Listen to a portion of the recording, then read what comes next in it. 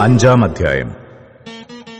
ഇങ്ങനെ ശലോമോൻ യഹോവയുടെ ആലയത്തിനു വേണ്ടി ചെയ്ത പണിയൊക്കെയും തീർന്നു. പിന്നെ ശലോമോൻ തന്റെ അപ്പനായ ദാവീദ് നിവേദിച്ചിരുന്ന വസ്തുക്കളായ വെള്ളിയും പൊന്നും ഉപകരണങ്ങളൊക്കെയും കൊണ്ടുവന്നു ദൈവാലയത്തിലെ ഭണ്ഡാരഗൃഹങ്ങളിൽ വെച്ചു. ശലോമോൻ യഹോവയുടെ നിയമപെട്ടകം സിയോൻ എന്ന ദാവീദിന്റെ നഗരത്തിൽ നിന്ന് കൊണ്ടുവരുവാൻ ഇസ്രയേൽ മൂപ്പന്മാരെയും ഇസ്രയേൽ മക്കളുടെ പിതൃഭവന തലവന്മാരായ ഗോത്രപ്രഭുക്കന്മാരെയൊക്കെയും യെരുശലേമിൽ കൂട്ടിവരുത്തി. ഇസ്രയേൽ പുരുഷന്മാരെല്ലാവരും 7-ാം മാസത്തിലെ ഉത്സവത്തിൽ രാജാവിന്റെ അടുക്കൽ വന്നുകൂടി. ഇസ്രയേൽ മൂപ്പന്മാരെല്ലാവരും വന്ന ശേഷം ലേവ്യർ പെട്ടകമെടുത്തു.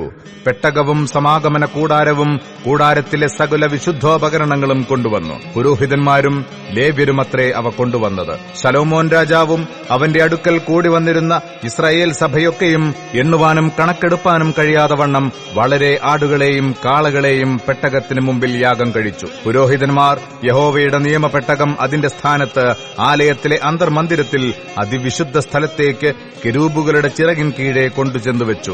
കെരൂബുകൾ പെട്ടകത്തിന്റെ സ്ഥലത്തിനു മീതെ ചിറകു വിരിച്ചു. പെട്ടകത്തെയും അതിന്റെ തണ്ടുകളെയും മൂടി നിന്നു. തണ്ടുകൾ നീണ്ടിരിക്കയാൽ തണ്ടുകളുടെ അറ്റങ്ങൾ അന്തർമന്ദിരത്തിനു മുമ്പിൽ പെട്ടകത്തെ കവിഞ്ഞു കാണുമെങ്കിലും പുറത്തുനിന്ന് കാണുകയില്ല. അവ ഇന്നുവരെ അവിടെയുണ്ട്. ഇസ്രയേൽ മക്കൾ മിസ്രയീമിൽ നിന്ന് പുറപ്പെട്ട ശേഷം യഹോവ അവരോട് നിയമം ചെയ്തപ്പോൾ മോശെ ഹോറേബിൽ വെച്ച് പെട്ടകത്തിൽ വെച്ചിരുന്ന 2 കൽപ്പലകയല്ലാതെ അതിൽ മറ്റൊന്നുമുണ്ടായിരുന്നില്ല. പുരോഹിതന്മാർ വിശുദ്ധ മന്ദിരത്തിൽ നിന്ന് വന്നപ്പോൾ അവിടെയുണ്ടായിരുന്ന പുരോഹിതന്മാർ കൂറുകളുടെ ക്രമം നോക്കാതെ എല്ലാവരും തങ്ങളെ വിശുദ്ധീകരിച്ചിരുന്നു. ആസാഫ്, ഹേമാൻ, യദൂഥൂൻ എന്നിവരും അവരുടെ പുത്രന്മാരും സഹോദരന്മാരുമായി സംഗീതക്കാരായ ലേവ്യരെല്ലാവരും ചണവസ്ത്രം ധരിച്ച് കൈത്താളവും വീണയും കിന്നരങ്ങളും പിടിച്ച് യാഗപീഠത്തിന് കിഴക്ക് കാഹളമൂതിക്കൊണ്ടിരുന്ന 120 പുരോഹിതന്മാരോട് കൂടെ നിന്നു. കാഹളക്കാരും സംഗീതക്കാരും ഒത്തൊരുമിച്ച് കാഹളങ്ങളോടും കൈത്താളങ്ങളോടും വാദിത്രങ്ങളോടും കൂടെ അവൻ നല്ലവനല്ലോ, അവന്റെ ദയ എന്നേക്കുമുള്ളത് എന്ന് ഏകസ്വരമായി കേൾക്കുമാറ് യഹോവയെ വാഴ്ത്തി സ്തുതിച്ചു.